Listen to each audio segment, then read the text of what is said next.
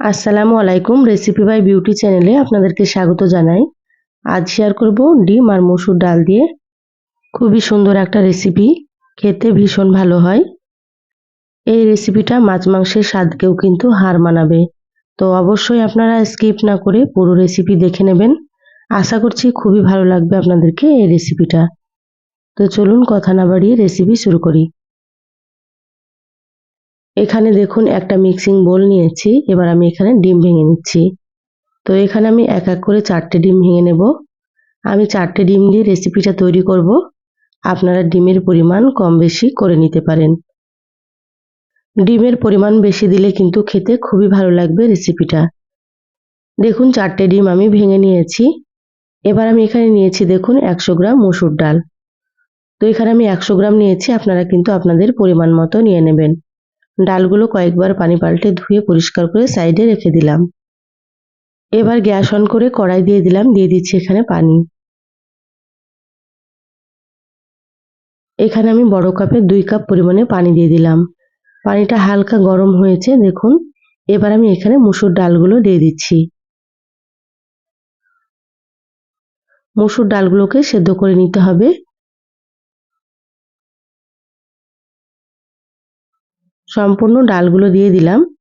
এবার আমি এখানে দিয়ে দিচ্ছি সামান্য একটু হলুদ গুঁড়ো। হলুদ গুঁড়ো দিলে কালারটা খুবই সুন্দর হবে, সেজন্য প্রথমে একটু হলুদ গুঁড়ো দিয়ে দিলাম। এবার খুব ভালোভাবে একটু মিশিয়ে নিয়েছি। ঢাকা দিয়ে 10 মিনিট মতো ডালগুলোকে সেদ্ধ করে নেব। তো 10 মিনিট পরে আপনাদেরকে আমি দেখাচ্ছি। 10 মিনিট হয়ে গিয়েছে, ঢাকাটা খুলে নিলাম। এবার দেখে নেব ডালগুলো সেদ্ধ হয়েছে কি। দেখুন মসুর ডালগুলো সুন্দর মতো সেদ্ধ হয়ে গিয়েছে। এইভাবে একটু সময় নিয়ে ডালগুলোকে সেদ্ধ করে নিতে হবে। এবার আমি কড়াই থেকে ডালগুলোকে ঢেলে নেব। ডালগুলো ঢেলে নেওয়ার পরে কড়াইটাকে পরিষ্কার করে আবারও গ্যাসে দিয়ে দিলাম। এবার দিয়ে দিচ্ছি 2 টেবিল চামচ সর্ষের তেল। এখানে আমি সর্ষের তেলে রান্না করছি, আপনারা চাইলে সয়াবিন তেল দিয়েও করতে পারেন। দেখুন তেলটা হালকা গরম হয়েছে। এখানে দিয়ে দিলাম হাফ চা চামচ গোটা জিরা। একটা তেজপাতাকে ছিঁড়ে টুকরো করে দিয়ে দিলাম। এবার দিয়ে দিচ্ছি একটা শুকনো মরিচ। এবার সবগুলোকে একসাথে একটু ভেজে নেব।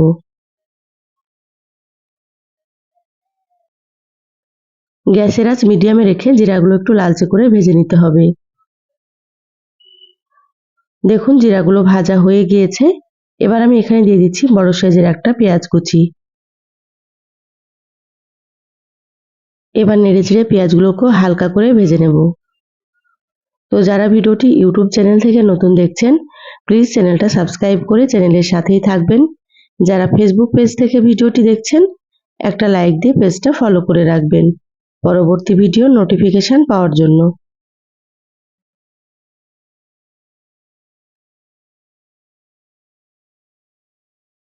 দেখুন নেড়েচেড়ে পেঁয়াজগুলো হালকা করে ভেজে নিলাম। এর থেকে বেশি ভাজার দরকার নেই, এভাবে ভেজে নিতে হবে। এবার আমি এখানে দিয়ে দিচ্ছি হাফ চা চামচ আদা বাটা আর দিয়ে দিচ্ছি এখানে হাফ চা চামচ রসুন বাটা। এবার আদা রসুন একটু ভেজে নিতে হবে, যাতে করে আদা রসুনের কাঁচা গন্ধটা চলে যায়। দেখুন আদা রসুন 3 থেকে 4 মিনিট মতো মিডিয়াম আঁচে ভেজে নিয়েছি। ভাজা হয়ে গিয়েছে। এবার আমি এখানে দিয়ে দিচ্ছি সামান্য একটু লবণ। এখানে আমি অল্প করে এখন লবণ দিয়ে দিলাম। লবণটা পরে আবারও লাগবে, সেজন্য অল্প করেই দিয়ে দিলাম। এবার দিয়ে দিলাম হাফ চা চামচ হলুদ গুঁড়ো, হাফ চা চামচ জিরা গুঁড়ো। এখানে দিয়ে দিচ্ছি হাফ চা চামচ ধনিয়া গুঁড়ো আর অল্প একটু এখানে দিয়ে দেব মরিচের গুঁড়ো। এখানে আমি কাঁচা মরিচ দিয়ে দেবো, সেজন্য অল্প করে মরিচের গুঁড়োটা দিয়ে দিলাম। আপনারা যেমন ঝাল খাবেন সেইভাবে মরিচ গুঁড়ো দিয়ে দেবেন। এবার সামান্য পরিমাণে একটু পানি দিয়ে মশলা খুব ভালোভাবে কষিয়ে নেব। মশলা সুন্দর করে একটু কষিয়ে নিতে হবে, যাতে করে মশলার কাঁচা গন্ধ না থাকে আর মশলাটা সুন্দর মতো তেল ছেড়ে দেয়, সেভাবে করে কষিয়ে নিচ্ছি। এবার আমি এখানে দিয়ে দিলাম একটা টমেটো কুচি। টমেটো দিলে কিন্তু খেতে আরো বেশি ভালো লাগবে। আপনাদের হাতের কাছে থাকলে অবশ্যই কিন্তু টমেটো দিয়ে দেবেন। টমেটো দিয়ে আবারও খুব ভালোভাবে একটু কষিয়ে নিচ্ছি। দেখুন টমেটোগুলো দিয়ে খুব ভালোভাবে কষিয়ে নিয়েছি। এবার আমি এখানে ডিম দিয়ে দিচ্ছি। প্রথমে যে বাটিতে ভেঙে রেখেছিলাম সেই ডিমগুলো। ডিমগুলো দিয়ে মশলার সাথে খুব ভালোভাবে মিশিয়ে নেব। আমার চ্যানেলে আরও অনেক রেসিপি আছে, চাইলে আপনারা কিন্তু রেসিপিগুলো দেখে নিতে পারেন। আমি সবসময় আপনাদেরকে সহজ রেসিপিগুলো দেখানোর চেষ্টা করি, আর রেসিপিগুলো কিন্তু খেতে খুবই সুন্দর হয়। আপনারাও রান্না করে খেয়ে কমেন্ট করে জানাবেন আপনাদেরকে কেমন লেগেছে। ডিমগুলোকে সুন্দর করে ঝুরি ঝুরি করে ভেজে নিতে হবে। একটু সময় নিয়ে এভাবে ভেজে নেবেন। খুব বেশি কড়া করে ভাজার দরকার নেই, ডিমগুলোকে কিন্তু হালকা করে ভাজতে হবে। গ্যাসের আঁচ মিডিয়ামে রেখে ভেজে নিচ্ছি। ডিম খুব বেশি কড়া করে ভাজলে কিন্তু ডিমগুলো শক্ত হয়ে যাবে আর খেতে ভালো লাগবে না। এখানে আমি দিয়ে দিলাম 4টে চেরা কাঁচা মরিচ। আপনারা ঝাল যেমন পছন্দ করেন সেভাবে মরিচ দিয়ে দেবেন। একসাথে আবারও খুব ভালোভাবে মিশিয়ে নিচ্ছি।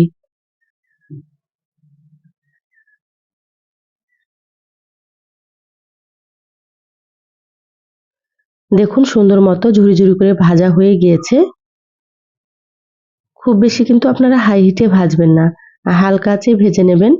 এবার আমি এখানে দিয়ে দিচ্ছি সেদ্ধ করা মসুর ডালগুলো। মসুর ডালগুলো দিয়ে আবারও 1 থেকে 2 মিনিট মতো খুব ভালোভাবে কষিয়ে নেব।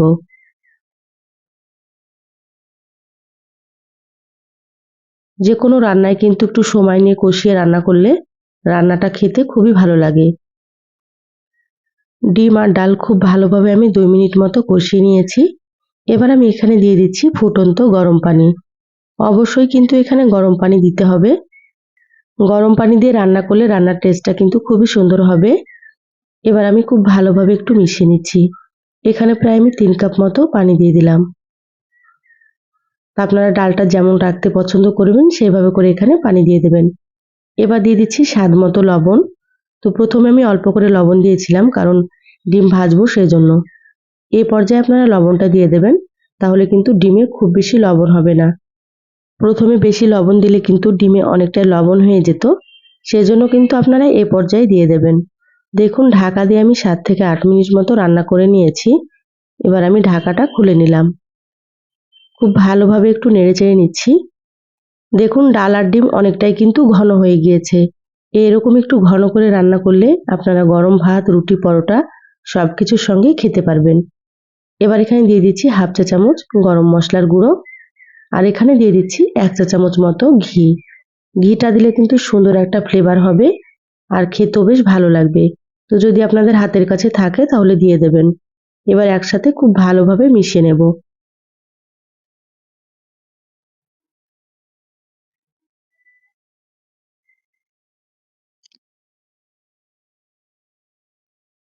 দেখুন গরম মশলা আর ঘি খুব ভালোভাবে মিশিয়ে নিয়েছি।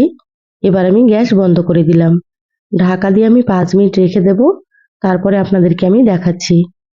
দেখুন 5 মিনিট পর বলে ঢেলে নিয়েছি। আর রান্নার কালারটা দেখুন কতটা সুন্দর হয়েছে। খেতে মাশাআল্লাহ ভীষণ টেস্ট হয়। তা আপনারা অবশ্যই এইভাবে একবার রান্না করে খেয়ে দেখবেন। এই রেসিপিটা কিন্তু মাছ মাংসের স্বাদকেও হার মানাবে। আর একবার যে রান্না করে খাবে সে কিন্তু বারবার রান্না করবে। কারণ খেতে এতটাই সুন্দর হয়।